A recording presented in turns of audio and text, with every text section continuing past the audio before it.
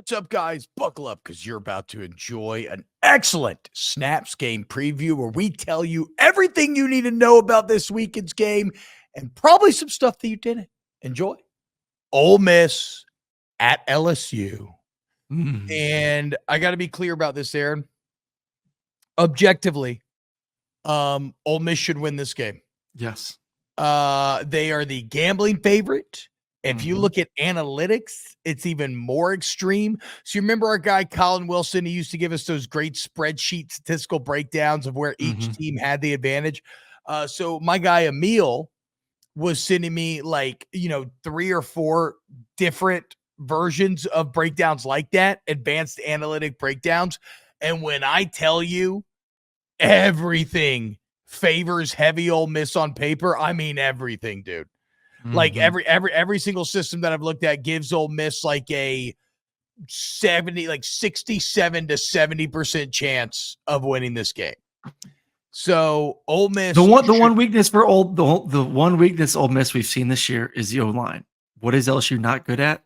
Defense in front. No, but they're good at. But they got good DNs. Braden's, yeah, they do. They're third in the SEC in sacks. I do like that. How many times have you said sacks don't fucking matter? What? Then how many times on the show have you said sacks don't matter? I didn't say sacks don't matter. Okay. I've said sacks fuck up Ole Miss's rush defense numbers because Ole Miss is the number one. Dude, Ole Miss leads the nation. No, but how many times have you said on this chat like, oh, LSU led the conference or well, no. So, but that wasn't sacks don't matter. And last year's LSU defense sacks didn't matter because you would give up 3rd and 15. This year's defense doesn't do that. Like this year's defense can actually get off the field if you create a negative play. No, you're right. You're absolutely right about that. Last year's defense, if you had 3rd and 11, it was a 95% chance you were converting. It was horrible. Who is dead last in the SEC in pass defense? Probably is it LSU? Sounds like you're setting me up to say LSU. Yeah. Just setting you up to say LSU. Yeah.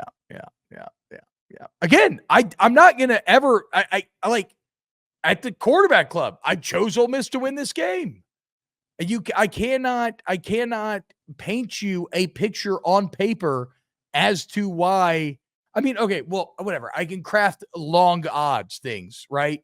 Like we can play the game that we played with Florida or that we played early on, right? Be like, here's LSU's path. But I'm not gonna be able to just sit here and be like, look, objectively, this is what I see on paper as to why LSU wins that game. I think Ole Miss's greatest strengths directly line up with LSU's greatest weaknesses. The secondary is not good. No. Ole Miss has Trey Harris. Now, Trey Harris's availability is a massive part of this game. He left after the first half last week, did not come back. Lane Kiffin, I think, playing a bit coy, talked about how, we're preparing like we're not going to have him. And we got to get ready. I don't fully believe that. I'll be interested to see what he puts in the official SEC injury report. But like Trey Harris is the statistically the best wide receiver in the country right now. Yes. And if you look at Ole Miss's receiving numbers, it's kind of crazy, Aaron. It's not even really close. So Trey Harris right now has 52 catches for 885 yards through 6 games. 5.5. Oh my 52 God. catches. Juice Wells has 17. He's going to have over 100 receptions this season in the regular season. Juice Wells has 17. Caden Lee has 17. So that is something to watch. If there is no Trey Harris, that's a massive break for LSU. That said, I think he plays. And I think Ole Miss's offense. Now, I will say this. How do you feel about this? Ole Miss defense has not seen an offense nearly as good as LSU. No. They have not even close. Not even close. I don't know what the over-under on this football game is. I'll look at it right now. It's going to be a high-scoring football game. I think Ole Miss's defense is better than it was a year ago. Still not elite by any standards. And this is I love LSU's offense right now. And then they're healthy at the running back position, the offensive line, Mason Taylor, the receivers. Obviously, Garrett's playing at a high level. So this will be an extremely high-scoring game. The question is, who makes a big mistake? And then how rowdy are the LSU fans? Because if this environment is incredible and it's loud and it's intimidating, you know this better than anyone else playing in that stadium. Night games in Baton Rouge just hit different. and weird shit happens. Yeah, I mean, look, So, it's funny. That was the whole joke this morning on the show, was like the get hard game, because like the crowd, this is one of those games, like Kirby's getting mad at the crowd. This is one of those games where the crowd has to show up. Right. yep. Look at A&M Mizzou last week. Brady Cook wants to talk all that shit. It's not that loud. We make it louder in practice. Okay. Well, you went in there and pissed down your leg, and you got pre-snap penalties, and you looked like garbage. So like, yes. Now I will say I'm very impressed with Ole Miss going into Williams-Brice and staring that thing down like it was nothing. I need you to vamp for 2 minutes on LSU Ole Miss. Oh yeah, I got you. You're fine. Go for it. I got to go put a new movie on for little man. Dad daycare got you. today. It's fall camp, and he's screaming because his first movie's over. Yeah, hell yeah, dude. Teach him how to work the remote. That's what I do with my kid. But yeah, so okay, when Aaron, well, I kind of want Aaron to bounce against these points though. So I'm gonna wait. John says LSU is better on defense now without Perkins, trying to turn Perkins into an inside linebacker is killing the Tigers.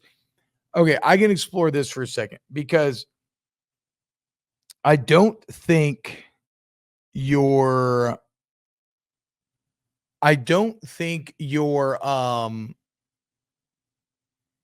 you're not better without Harold Perkins. Harold Perkins is a talent that you would have found the correct way to use him eventually, and he had a role to play, right? I mean, even if it's something as simple as a QB spy, like maybe him like with extended time at the star role, you're not better. Now, you are better at inside linebacker, if you want to say that, because Greg Penn and Whit Weeks are better at that position. But you're not better overall because you lost Harold Perkins. The defense, though, we have a bit of correlation causation. The defense for LSU has been getting better week to week, but that's because they're very young and they're just improving with more time on task. You're still muted. I love Weeks at linebacker. Yeah, no, that's what I'm saying. Like, LSU's better at linebacker because they were playing Perk out of position. I'm just arguing you're not better that you lose Harold Perkins. You're just better at linebacker. And the reason why the defense as a whole has looked better, though, is more because you just have young guys that have more time on task. Well, it's a new defensive team, new schematics, should get better. So who's winning? I think Ole Miss wins this game, but here's the path for LSU. First off, it starts with the home field advantage. Secondly, be this: Ole Miss has not seen an offense like LSU's. In fact, right now, LSU and Bill Connolly's S&P Plus, the number 3 offense in the country on the S&P. So they haven't seen an offense like this. And like I said, Ole Miss leads the nation in sacks. Well, that should be, in theory, LSU's greatest strength is Will Campbell and Emory Jones being able to stop Princely Umanmielen and Jared Ivey. So offensively, I think LSU should have success. And then defensively, it's just kind of like, is there no Trey Harris? Right? If there's no Trey Harris, then maybe you got a shot. But like, I think if there's no Trey Harris, I'll pick LSU. If there's Trey Harris, I'm going Ole Miss. What's the spread here?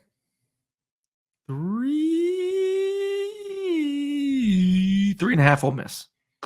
I mean, if you're giving me 3 and a hook in Death Valley in this game, I'm definitely taking the 3 and a hook gambling. Yes. But yeah, look, I mean, Ole Miss should be better, but hey, pressure's on them. And it's fascinating. If Ole Miss wins, then everything's all good. All the Kentucky losses are forgiven. It's a massive win in a place that they haven't won in, I think, since like 2008 or 9 or something, like 2008. And then they're right back on the road to the playoff. If LSU wins, it's kind of the same, because right now the AP is telling you they think LSU sucks because everybody lost this weekend. LSU did not move. Right. And that's because people think LSU's kind of fake and they just are where they are because they were preseason. And I don't disagree with that. Right. Look at common opponents. The lost USC's gotten worse and worse. LSU barely beat South Carolina, almost handled South Carolina. South Carolina. Yeah. Yeah. So I see it, but you got to do it in Death Valley. Oh, well, I'd say that was informative and fun. If you agree, please hit the like button, sub, and we'll see you next time for some more snaps.